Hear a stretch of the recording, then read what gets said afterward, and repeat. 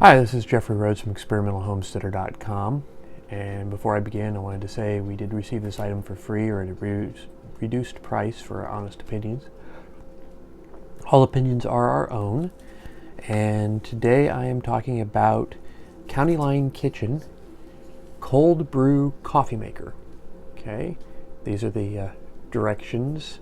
Includes some recipes and talks about how cold brewing actually prevents the formation of acids that create bitterness in the coffee. This can also help with those people who suffer acid reflux by reducing the acid in the coffee, so you can actually have a nice cup of coffee without worrying about as much about your acid reflux. I'm not going to say without worrying at all. But it helps to cut down on the acids that come across in brewing of tea, or brewing of coffee, sorry. I'm more of a tea drinker. It also, the stainless steel filter helps to allow more of the oils to come through to actually enhance the flavors. So what we're talking about, okay, this is the Cold Brew Coffee Maker. Okay, it's a 2-quart mason jar with plastic lid and a stainless steel funnel. Okay, this also comes with a silicone ring that you add to this stainless steel funnel or filter, and it just slides in and you screw down the cap.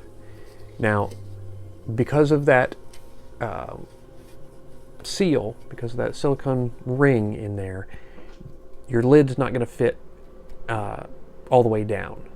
It's going to feel like it's not in place right, but it is. Just screw it down, tighten it down just a little bit, and it'll have a little bit of a gap now, but it's a good seal. It works really good.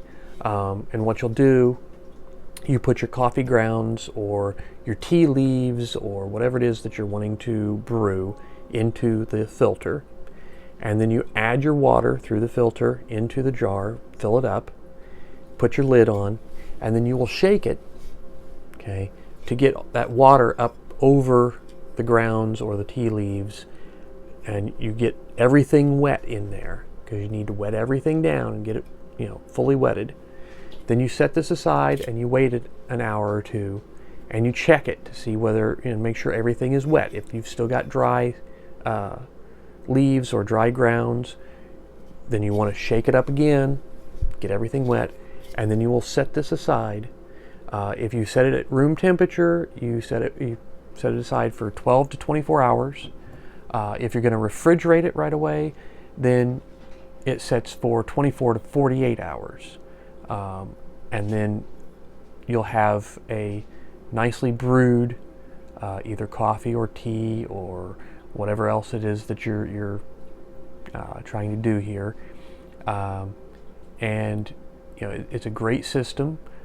You can do there's recipes in there indicating how to do your hot coffee if you want hot coffee. Basically, you're going to take your cold brew and you're going to mix it with boiling hot water. You can also, there's directions on what kind of grounds to use. You want coarse ground because the filter, because you're setting it for an extended period of time, the water will seep out the coffee, and so you use coarse ground.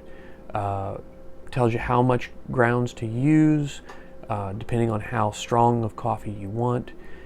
If you fill the whole if you fill that filter all the way up with grounds, you can make a concentrate of coffee and then dilute it with water or milk or something along those lines, and you'll have a lot more to drink than just a regular pot of coffee. It's a great system. You can also, if you get your own 2-quart mason jar, you can be brewing a batch while drinking another and just rotate through. It's a great system, and I look forward to using it a lot more, and have a great night.